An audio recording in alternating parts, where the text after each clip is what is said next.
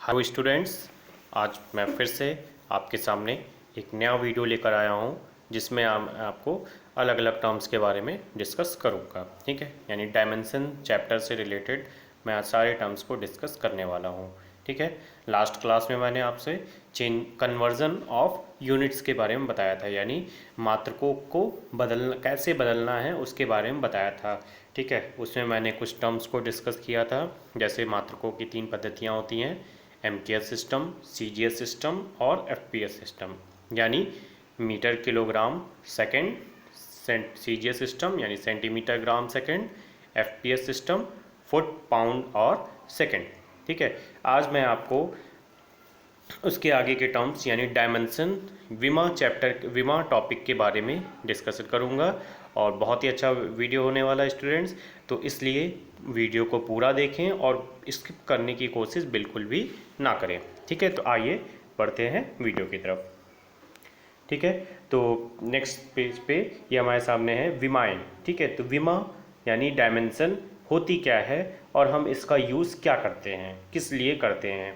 ठीक है, तो विमा की अगर हम बात करें यानी डायमेंशन की बात करें तो डायमेंशन हमें क्या बताती है कि किसी भी चीज़ को हम किसी भी वैल्यू को या किसी भी क्वांटिटी को हम किस में मेज़र कर रहे हैं यानी किस में माप रहे हैं, ये हमें डायमेंशन बताती है। यानी किसी जैसे डेफिनेशन लिखी भी हुई है, ये किसी भी मात्रक की विमा यह दर्शाती है कि वह किस प्रकार का मापन है।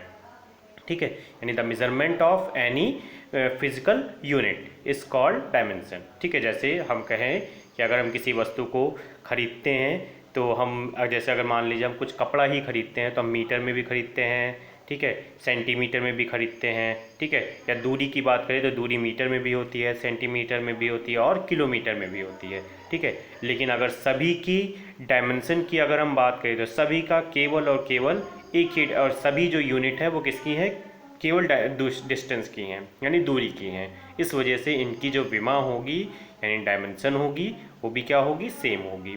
ठीक है, और डायमेंशन को हम एक ब्रैकेट में लिखते हैं और उसी जैसे अगर समय की बात करें तो समय की विमा क्या होती है, टी होती है, और इस वजह से हम उसकी डायमेंशन को लिखते हैं कैपिटल टी और उसको ब्रैकेट में लिखते हैं। ठीक है, आगे बढ़ते हैं नेक्स्ट पेज की तरफ। तो नेक्स्ट पेज में है, अब हम बहुत सारी राशियों की विमाओं की बात करेंगे। ठीक है, तो इसको बताने से पहले मैं आपको ये बताता हूँ कि बहुत सारे फॉर्मूलेज भी होते हैं। ठीक है, बहुत सारे फॉर्मूले हैं जिनको हमें लर्न करना है। ठीक है, आप सभी को स्टूडेंट्स को उन सारे फॉर्मूलेज को लर्न करना होगा। ठीक है, क्योंकि जब तक फॉर्मूले लर्न नहीं होंगे तब तक आपको किसी की भी डायमेंशन नहीं आ पाएगी, क्योंकि मैं फॉर्मूला निकालना सीख सकते हैं लेकिन डायमेंशन निकालना सीख सकते हैं लेकिन फॉर्मूले को पहले लर्न करना ज़रूरी है। ठीक है, तो जैसे कि हम बात करते हैं कि अगर हमें क्षेत्रफल की डायमेंशन निकालनी है यानी एरिया की डायमेंशन निकालनी है तो एरिया फॉर्मूला क्या होता है, लेंथ इनटू ब्रेड्थ यानी लंबाई गुणे चौड़ाई।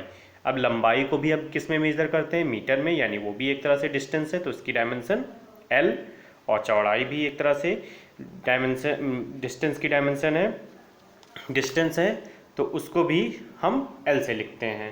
तो एल इंटू एल हमारे पास क्या हो गया, एल स्क्वायर। इस वजह से एरिया की डायमेंशन क्या हो गई हमारे पास, एल स्क्वायर।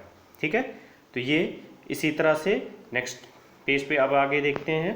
तो नेक्स्ट पेज पे है, हमें अगर आयतन को निकालना हो यानी आयतन की डायमेंशन निकालना हो तो आयतन का फॉर्मूला क्या होता है, लंबाई इंटू चौड़ाई इंटू ऊंचाई, यानी अगर हम वॉल्यूम की बात कर रहे हैं तो length into breadth into height.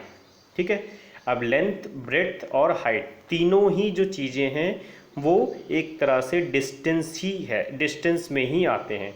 इस वजह से तीनों की डायमेंशन क्या होगी, एल होगी, और इसी वजह से हमने लिखा है उसको L into L into L, और वो क्या हो गया, एल क्यूब। ठीक है, तो आयतन की जो विमा हो गई वो कितनी हो गई, एल क्यूब हो गई। ठीक है, आगे बढ़ते हैं नेक्स्ट पेज की तरफ। ठीक है, जैसे अब अगर हमें घनत्व की विमा निकालनी है यानी डेंसिटी की डायमेंशन ज्ञात करनी है। ठीक है, तो density is equal to formula होता है मास अपॉन वॉल्यूम, यानी घनत्व इज इक्वल टू द्रव्यमान बटे आयतन। ठीक है, अब आयतन की विमा तो अभी हमने ज्ञात की थी यानी वॉल्यूम की एल क्यूब।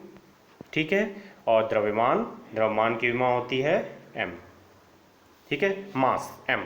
ठीक है, तो फॉर्मूला क्या हो गया, वैल्यू क्या हो गई, एम अपॉन एल क्यूब, और एल क्यूब को जब ऊपर लेके जाएंगे तो ये वैल्यू आ जाएगी ml⁻³ तो ये हमारी डायमेंशन हो गई डेंसिटी की यानी घनत्व की। ठीक है, आगे बढ़ते हैं नेक्स्ट पेज की तरफ। उसके बाद हमें ज्ञात करना है कि बल की विमा क्या होती है। तो बल की विमा की अगर हम बात करें तो बल का जो हमारे पास फॉर्मूला होता है, तो बल का फॉर्मूला होता है हमारे पास द्रव्यमान गुणे त्वरण। तो द्रव्यमान का हमारे पास क्या क्या विमा होती है, तो द्रव्यमान की विमा होती है m होती है। लेकिन अगर अब हमें त्वरण की विमा ज्ञात करें तो त्वरण की विमा तो हमें पता नहीं है, तो हम उसकी विमा निकालेंगे। तो त्वरण बराबर क्या होता है, चाल बटे समय। अब चाल की विमा क्या, चाल की विमा भी नहीं पता, तो चाल की विमा क्या होती है, दूरी बटे समय। दूरी की विमा क्या होती है l, समय की विमा t। तो विमा क्या हो गई चाल की, LT-1। तो यहाँ पे अगर हम रखें तो LT-1 और अपॉन में समय की विमा t, तो ये जब ऊपर जाएगा तो क्या हो जाएगा LT-1 और -1। ठीक है, तो ये बन के क्या बन जाएगा LT-2। ठीक है, तो ये आ जाएगी त्वरण की विमा। अब त्वरण की विमा हमें पता चल गई और बल की विमा कितनी है m, तो m इंटू LT-2 मिलके हमें क्या बन जाएगा MLT-2। तो ये विमा किसकी आ जाएगी, बल की विमा। तो बल की विमा क्या आ जाएगी MLT-2। MLT-2। ठीक है, तो ये हमारे पास आ जाएगी बल की विमा। ठीक है, यानी डायमेंशन, फोर्स की डायमेंशन क्या हो जाएगी MLT-2। ठीक है, तो आगे हम बात करते हैं, यानी बहुत सारे फॉर्मूलेज लिखे हुए हैं और उनकी कुछ डायमेंशंस लिखी हुई हैं। ठीक है, जैसे द्रव्यमान की डायमेंशन क्या है, किलोग्राम। लंबाई, द्रव्यमान को मास कहते हैं। ठीक है, तो इसी वजह से उसका फर्स्ट टर्म लिया गया है m। ठीक है, यानी मास की जो डायमेंशन हो गई m हो गई। ठीक है, लेंथ यानी लंबाई की डायमेंशन मीटर होती है यूनिट उसकी, और उसकी डायमेंशन क्या हो गई l। ठीक है, एरिया की बात करें तो एरिया की यूनिट जो होती है वो मीटर स्क्वायर होती है क्षेत्रफल की। ठीक है, और इसकी डायमेंशन हो गई l²। समय, टाइम यानी सेकंड, और इसकी डायमेंशन हो गई हमारे पास t। आयतन, लंबाई गुणे चौड़ाई गुणे ऊंचाई, फॉर्मूला आयतमात्रक मीटर क्यूब, और उसकी डायमेंशन हो गई l³। ठीक है, धारा एम्पियर, और डायमेंशन हो गई a। ताप केल्विन, डायमेंशन हो गई k हमारे पास। घनत्व द्रव्यमान बटे आयतन, और डायमेंशन निकल कर आ गई हमारे पास m/l³ यानी ml⁻³ इसी तरह चाल की डायमेंशन अभी निकाल के बताई थी मैंने आपको, LT-1। त्वरण की डायमेंशन LT-2। फिर अब यहाँ पे जो आगे के फॉर्मूले, आगे की जो डायमेंशंस लिखी हुई हैं, तो वो आपको आगे की जो डायमेंशंस लिखी हुई हैं तो वो आपको मुझे 11 से लेकर 22 तक करके दिखाने हैं। ठीक है, आप सभी लोग 11 से लेकर 22 तक जितनी भी डायमेंशंस सॉल्व करके आंसर में यहाँ पे लिखा हुआ है उन सब को प्रैक्टिस करने की कोशिश करिएगा। ठीक है, और इसमें सभी के आंसर्स निकाल के चेक करिएगा कि ये आंसर्स सेम आ रहे हैं आपके या नहीं आ रहे हैं। ठीक है, अगर किसी को कोई प्रॉब्लम होती है तो मुझे पूछ सकते हैं। ठीक है, ठीक है, तो इसमें हम कुछ चीज़ों की बात भी कर लेते हैं, जैसे कि अगर हम यहाँ पे धारा की बात करते हैं तो धारा क्या होती है, आवेश के प्रवाह को, यानी किसी परिपथ में एकांक समय में प्रवाहित होने वाले आवेश की मात्रा को हम धारा कहते हैं। ताप की बात करें तो ताप क्या होता है, तो ताप हमें यह बताता है कि कोई वस्तु कितनी गर्म या कितनी ठंडी है, यानी टेम्परेचर डिफाइंस द हॉटनेस और कोल्डनेस ऑफ एनी बॉडी। ठीक है, फिर डेंसिटी यानी घनत्व की बात करें तो घनत्व हमें क्या बताता है कि कोई वस्तु कितनी भारी है, यानी उसका जो उसकी डेंसिटी जो है कितनी भारी है, यानी किसी के वॉल्यूम के कंपैरिजन में जब जैसे मान लीजिए दो ऑब्जेक्ट्स का हमें कंपैरिजन करना होता है, दो डिफरेंट ऑब्जेक्ट्स का कंपैरिजन करना होता है, डिफरेंट ऑब्जेक्ट्स का डिफरेंट वेट और डिफरेंट साइज का, तो हम क्या करते हैं उसका मास अपॉन वॉल्यूम निकालते हैं। ठीक है, और मास अपॉन वॉल्यूम निकाल से हम उसकी डेंसिटी का कंपैरिजन करते हैं। ठीक है, फिर इसके बाद बात करते हैं चाल की। चाल क्या होती है, चाल या वेग एकांक समय में किसी वस्तु द्वारा तय की गई दूरी को हम चाल कहते हैं, यानी the distance travelled in unit time is called speed और वेलोसिटी। ठीक है, the distance travelled in unit time. ठीक है, त्वरण की बात करें तो एक्सेलरेशन क्या होता है, यानी the distance, the change in velocity in unit time is called acceleration. The change in velocity in unit time is called its acceleration, यानी एकांक समय में किसी वस्तु के वेग में होने वाले परिवर्तन को त्वरण कहते हैं। ठीक है, नेक्स्ट इसके बाद है ग्रेविटेशनल एक्सेलरेशन, यानी गुरुत्वीय त्वरण। तो गुरुत्वीय त्वरण की हम बात करें, ये कब अप्लाई होता है, जब कोई वस्तु ऊर्ध्वाधर ऊपर यानी वर्टिकली डाउनवर्ड या अपवर्ड, ठीक है, ऊर्ध्वाधर ऊपर या ऊर्ध्वाधर नीचे जाती है। ठीक है, तो उस समय गुरुत्वीय त्वरण कार्य करता है। ठीक, तो गुरुत्वीय त्वरण किसके अंतर्गत कार्य करता है, गुरुत्व के अंतर्गत, यानी ग्रेविटी के अंतर्गत। ग्रेविटी की डायरेक्शन क्या होती है, तो टुवार्ड्स द अर्थ सेंटर, यानी पृथ्वी के केंद्र की ओर। ठीक है, फिर इसके बाद बल की बात करें यानी फोर्स की, तो फोर्स क्या है, फोर्स इज अ पुश और पुल, यानी फोर्स वह धक्का या खिंचाव है जो किसी वस्तु को खींचने यानी किसी वस्तु की स्थिति में परिवर्तन करता है या परिवर्तन करने की कोशिश करता है, यानी which tends to change the position और can change the position, tends to और कैन चेंज द पोजीशन। ठीक है, ये हमारी।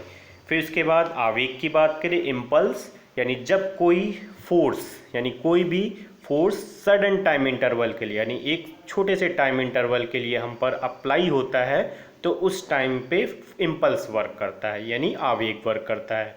जैसे कि अगर हम बात करें कि क्रिकेट जब हम खेलते हैं और कोई बॉल को अगर हम कैच करते हैं और वो बहुत तेज़ी से हमारे हाथों पे आके गिरती है, ठीक है, हम जब उसको कैच करते हैं तो एक छोटा सा फोर्स हमारे हाथों पे भी लगता है और थोड़ी देर के लिए लगता है। ठीक है, उस टाइम जो वर्क करता है उसे हम कहते हैं इम्पल्स।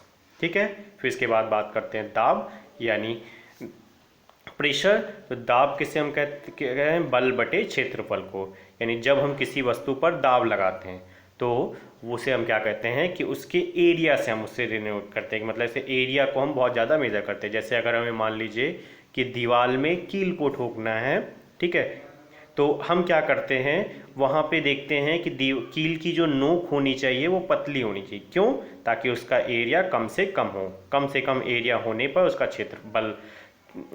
कम से कम क्षेत्रफल होने पर उस पर बल अधिक से अधिक बल कम से कम लगाना पड़ेगा, वो कील आसानी से दीवार में लग जाएगी। ठीक है, उसके बाद है गुरुत्वाकर्षण का सार्वत्रिक नियतांक यानी कैपिटल जी, जो कि तब वर्क करता है जब कोई, यानी ग्रेविटेशन के अंतर्गत, जैसे अगर हम कहें कि कोई भी दो ऑब्जेक्ट अगर एक दूसरे से कुछ डिस्टेंस पे होते हैं तो वहाँ पर उन दोनों के बीच एक बल कार्य करता है जो कि दोनों